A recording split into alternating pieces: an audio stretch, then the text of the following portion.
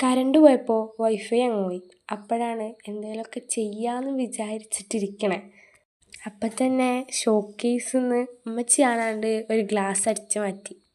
എന്നിട്ട് അതിൽ കലാപരിപാടി കാണിച്ച് അതിലൊരു മെഴുകുതിരി വെച്ച് അപ്പം നമ്മുടെ ലാമ്പ് സെറ്റായി. എന്തായാലും ആ ലാമ്പ് സെറ്റായ സ്ഥിതിക്ക് എന്തെങ്കിലുമൊക്കെ എഴുതണ്ടേ. ഇത് രാത്രി എഴുതാൻ കേട്ടോ. ഉണ്ടാക്കിയതൊക്കെ വൈകുന്നേരമാണ്, എഴുതിയത് തപ്പാണ്.